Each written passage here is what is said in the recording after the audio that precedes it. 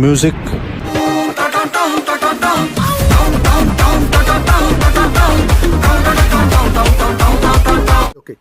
പോയിന്റിലോട്ട് വരാം. അല്ല, ഈ ദൃശ്യമാധ്യമം ഇല്ലാത്ത വാർത്ത കൊടുക്കുന്നവരല്ലേ ചിലതൊക്കെ. എന്തോ എങ്ങനെ ഞാനോടല്ല, ഹരിദാസിന്റെ വാർത്തകാരിയെ ഞാൻ പറഞ്ഞു.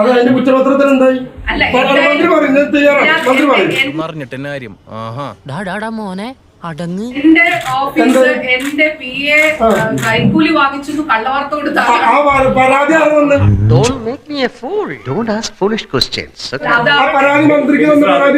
മന്ത്രി എന്തുകൊണ്ടാ പരാതി കൈമാറിയില്ല? എന്തുകൊണ്ട് നടപടി എടുത്തില്ല?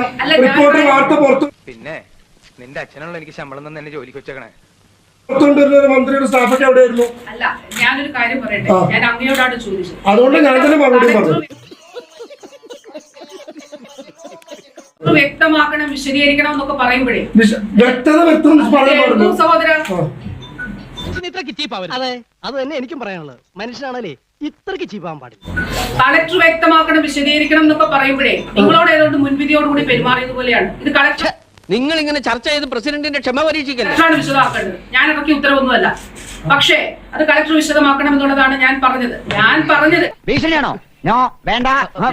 നിങ്ങൾ വിശദീകരിക്കാറുണ്ടോ കാര്യങ്ങൾ? ഞാൻ അങ്ങയോടാണ് ചോദിച്ചത്, മറ്റൊരു മാധ്യമ പ്രവർത്തകരോടും അല്ല. അപ്പൊ ആ രീതി എനിക്ക് പറയണ്ട.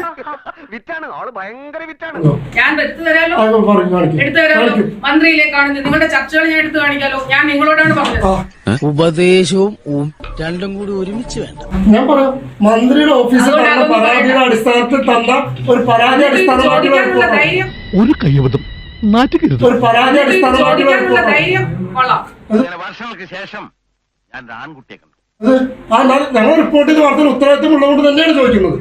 മന്ത്രി അതുണ്ടല്ലോ. എവിടെയായി കൈക്കൂലി വാങ്ങിച്ചോ? കുറ്റപത്രം സമർപ്പിക്കാൻ പോലീസല്ലേ ചോദിച്ചോ? മന്ത്രിയുടെ പോലീസ് എന്തൊക്കെ പറഞ്ഞാലും ഒരുമാതിരി മറ്റടുത്ത പരിപാടി തന്നെയാണ്. അതിനെന്തിനാ നീ ചൂടാകുന്നത്? നിങ്ങളോട് സംസാരിക്കാൻ താല്പര്യപ്പെടുന്നില്ല. കാരണം നിങ്ങൾ കൊടുത്ത കള്ള വാർത്ത എന്റെ മുന്നിലുണ്ട്. അയ്യോ, അങ്ങനെ പറഞ്ഞൂടാ. പിന്നെ ഞാൻ എന്തിനു വന്ന? എന്റെ ഓഫീസിനെ കൊടുക്കാൻ ശ്രമിച്ചില്ലേ? പിന്നെ അന്ന് ഹരിദാസിന്റെ വിഷയം, നിങ്ങൾ എത്ര ഫോൺ കോൾ ഹരിദാസിനെ വിളിച്ചു? അതുകൊണ്ട് ഇപ്പൊ എന്താ? ഞാൻ വിളിച്ചിട്ടുണ്ട്. ഞാൻ പോലീസിന് മൊഴിയും കൊടുത്തിട്ടുണ്ട് മേഡം.